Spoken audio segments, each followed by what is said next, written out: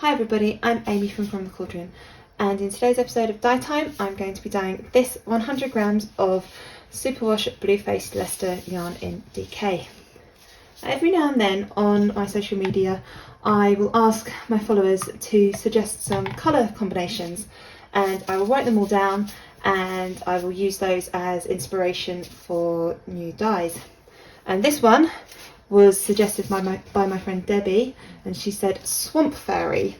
So I've gone for greens and browns, and the first three dyes I'm going to be using are Tobacco Leaf from Dyer, Radioactive from Dyer, and Dark Brown from DT Craft and Design. Now I've got two things on my stove at the moment, so this is obviously not on my stove, it's cold, so there's nothing here. And what I'm going to do is I've dissolved a bit of each of those dyes into some water, and I'm just going to pour it on the yarn. So my idea is to create a bit of a base colour for with these three colours, and then speckle with the others. That's my idea.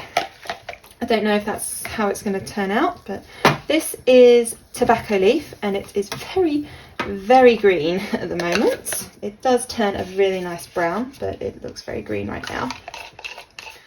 Now this yarn has been soaking in just plain water for about 30 minutes.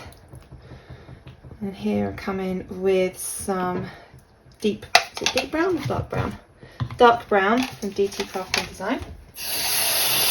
Now I didn't measure out how much dye I've put in here. I just took a tiny bit on the edge of a teaspoon and added it, and then mix it with water. And finally I've got Radioactive. This is a really bright green.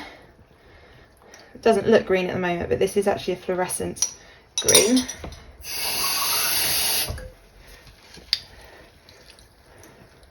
I'm hoping that these colours will sort of all mix together and look really nice, and then I can add some speckles. I'm just going to press this through. I mean, this looks really nice already. It should be going, yeah, it looks like it's going all the way through. I'm going to rinse these out. There's a nice lot of water in there, and give it a little massage through. I'm going to add 1, 2, start with 3 tablespoons of vinegar. Let's give it a little mix up, and I'm just going to let this sit. The vinegar will start to help the dye binds to the yarn, but it does need heat to set. So I'm going to just let this sit until one of my burners becomes free, and then heat set it, and we'll be back to heat set this. This has been sitting cold for about 15 minutes now. My burners have become free, so turn the heat on, and I'm going to let this heat set, hopefully clear the dye bath before I start speckling, which I'm quite excited about. See, the water has mostly cleared.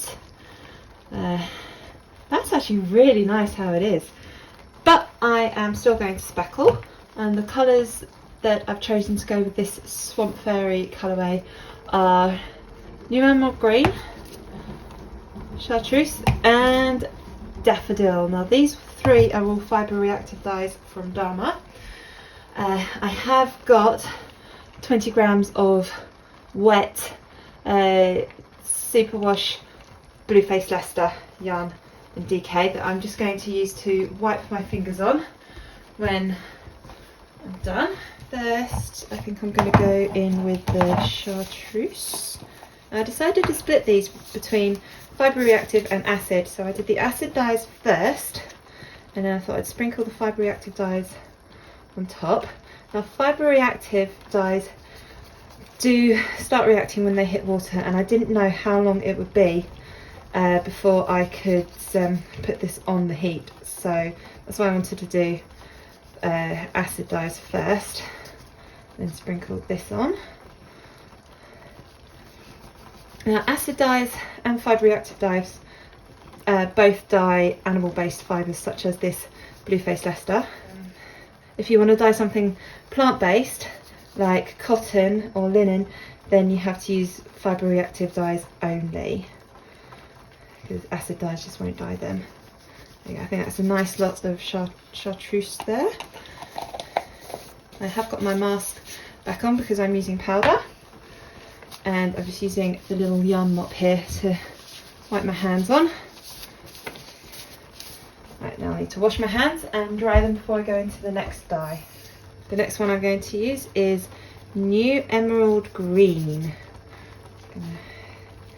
Just sprinkle this all over the place. Oh, you can see that New Emerald Green's hit the water there and just spreading out. Oh, lovely. Okay, I think that's probably enough of that one. That's quite a strong colour. There we go. And again, just using my yarn mop just to wipe my hands on to get all that extra dye. You can see the two colours there already. Lastly, I'm going to go into some Daffodil. Now, I don't know how this is going to show up against the other colours. You might not be able to see it, but still worth putting a bit in just to see. I'm just going to get my spoon and just have a little tap just to see how it's going.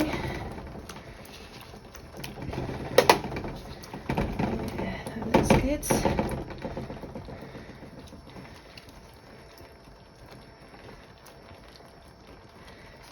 I think I'm going to add a bit more water to this. It's getting a bit low. Don't want the yarn to burn. I have had yarn burn before and it is very upsetting. We've worked so hard to create this beautiful yarn and then it just burns and there's nothing you can do with it. Okay, now there's a big splodge of New Emerald Green there. That one is going to be the one that takes a while to set, I think. So I'm going to leave this, let it heat set for a while, maybe about 10 minutes. I'll come back and flip it and I'll do the same there. You can see there is still a little bit of green in here, not much, just a little, but I'm impatient.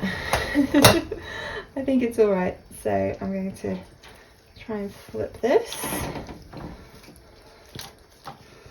Oh, there's a little bow around that tie. So let's just try and, yeah, actually it's quite nice on this side as well. I think this time I'm not going to add any New Emerald Green.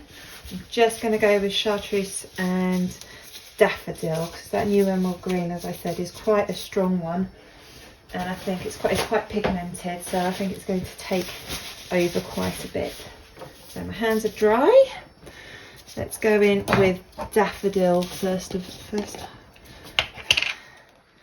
Again, I don't know how this is going to show up, if it will show up at all. But I'm going to go in a bit heavier with the Daffodil than I did.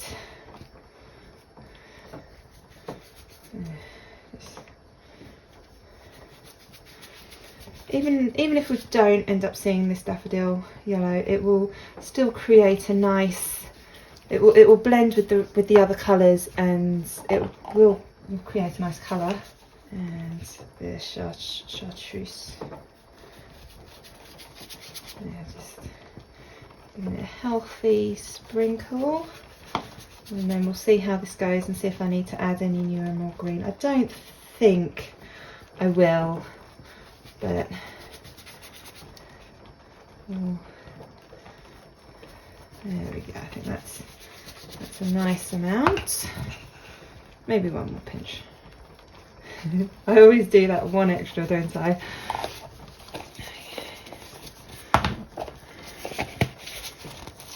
And what I'm going to do now, see, I've got my yarn mop here.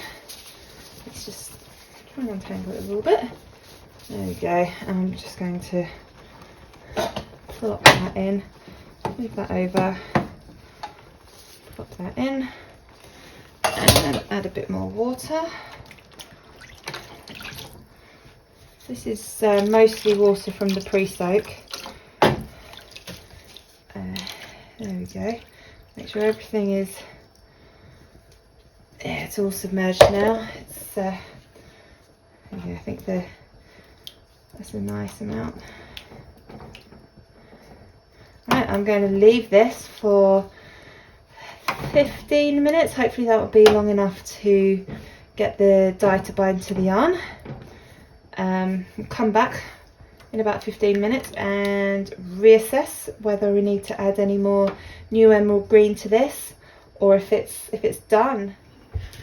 It's been about 20 minutes and you can see there is still quite a lot of green in this water. Let's have a little look at this. I am quite happy with how this looks now. I don't think I need to add any more colour. I think there's plenty in here. I'm worried about that new emerald green just overtaking everything, like it sort of has done here. It's a nice big patch there, but I don't want all the yarn to be like that.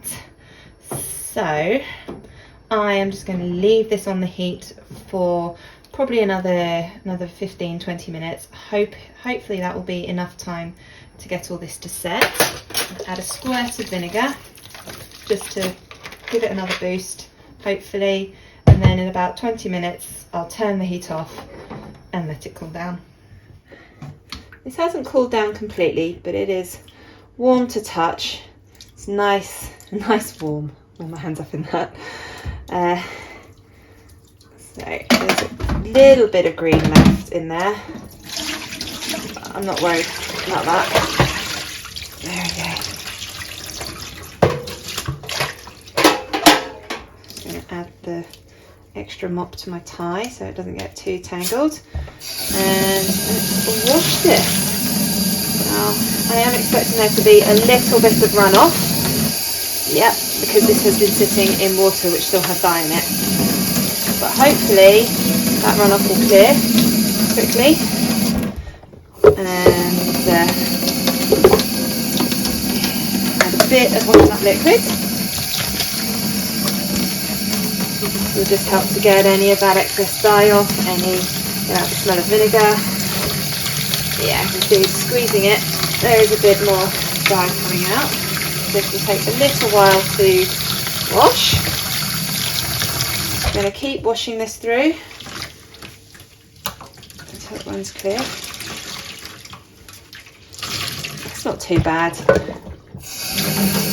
If it was a lot of dye coming off, then I would be worried. At that point, you can always put it in a bowl with some more vinegar and let it sit for a little while. That does help to bind that extra dye to the yarn.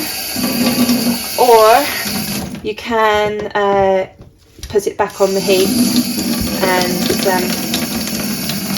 again add some more vinegar and hopefully heat set it more. But see, the water is starting to run clear already, which is great. So I'm just going to give this a little bit more of a rinse through, and then I can hang it out to dry.